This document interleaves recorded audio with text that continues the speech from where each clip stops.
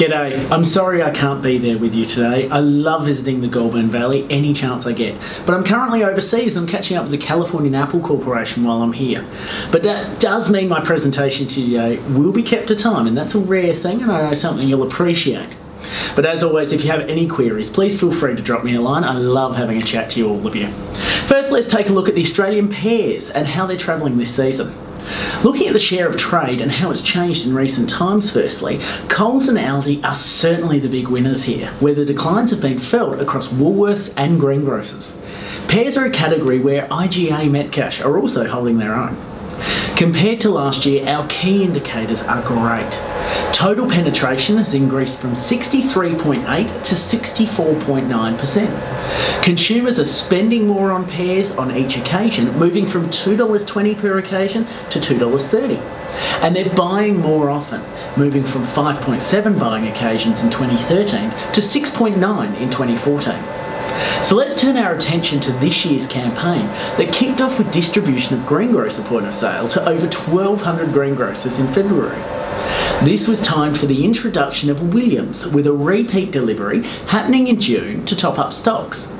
Each of the ripening bags distributed featured one of 4 recipes from our friend in the kitchen, Maggie Pear. Australian Pear Month was another big hit, with over 250 restaurants and cafes nationwide taking part and inspiring diners with creative ways to use Australian pears.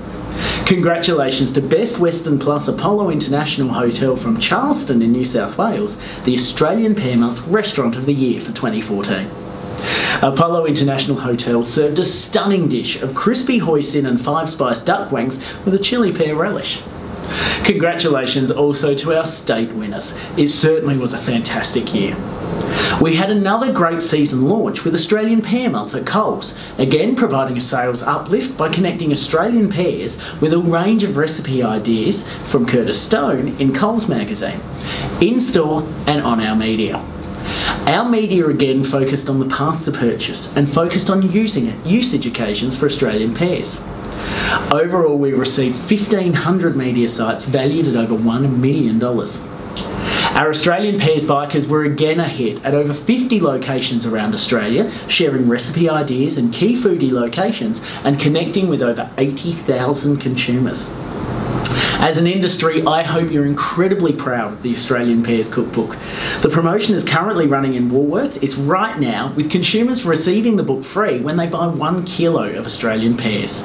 Featuring a range of Australian celebrity chefs, including Guy Grossi, Karen Martini, Fast Ed from Better Homes and Gardens, Ian Huey Hewitson, Maggie Pear, and even Peter Russell Clark.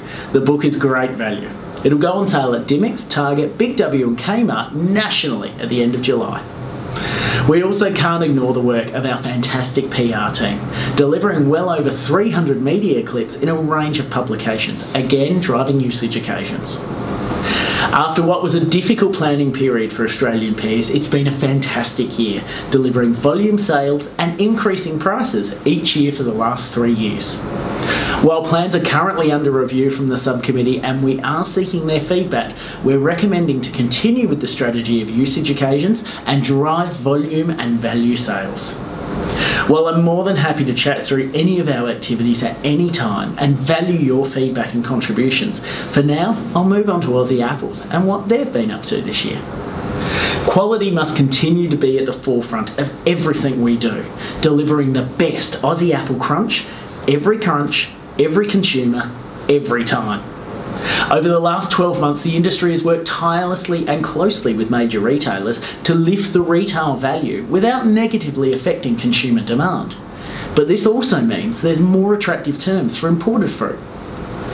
Aussie apples has seen an increase in consumption and price every year for the last 3 years. Consumers are demanding that great Aussie apple crunch and will pay for a great value experience. The average spend per buyer has grown year on year from $44.60 to $49.70, and we've seen growth in occasions and amounts spent per occasion. Consumers are eating more Aussie apples and they're paying for them, which is even better. In contrast to the change in share of trade with pears, The increase for apples is coming from Aldi and their growth in stores in particular. The pinch has certainly been felt by Coles and greengrocers, in particular with Woolworths actually gaining market share for Aussie apples. Looking at our key performance indicators though, imported apples were forecast to take 5% of our market share. Today, they've only taken 0.12% in 2013. The strength of the Aussie Apples brand is crucial. With the likelihood to choose being our KPI at 70%, it's now 87%. And the awareness of brand sitting at 54%. But the number of occasions that people are buying Aussie apples needs to lift to 10 to 12. It's currently at 6 to 8. Our Facebook is well on the way to 50,000 likes and has dramatically increased its engagement levels thanks to promos such as the footy giveaway at the start of the year, sharing over 10,000 footballs with local schools and clubs. Our media for Aussie Apples was again focused on the path to purchase, with eye-catching in-store media driving the core consumer benefit of that great Aussie Apple crunch and announcing new season varieties. Our media focused on the path to purchase, with 50% of people making an impulse buy of Aussie apples. Overall, we received 2,000 sites valued at just under $2 million. This activation was also matched with a range of greengrocer point of sale that looks fantastic in store. Our relationship with both Coles and Woolworths is strong, but particularly with Woolworths to launch the Aussie Apple season. This activity takes place in February and March. You're all aware of the success of our movie promotions in past years, and this year was absolutely no different with the key activity for IGA Metcash.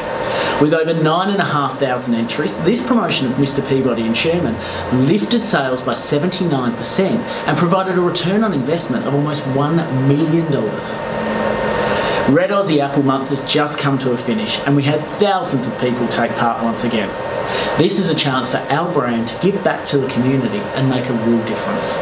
And again, we can't ignore the effort of PR with Byte Communications. They've done a fantastic job. Still in the market right now is the Box Trolls Bonanza, with a grand prize of $25,000 and over 1,000 instant prizes. Consumers need to buy a kilo of Aussie apples from any retailer and text in their details. This is in market now, so we'll report on the success of this in Australian fruit grower in coming months. The Royal Show is a great opportunity for us to connect with consumers and share the Aussie Apples message. Sydney was an absolute hit, selling 3 tonne of Aussie apples and 3,000 litres of Aussie apple juice. Your local Royal Show is coming up soon, so please get involved by contacting myself or your state association. Consumers love to meet our growers.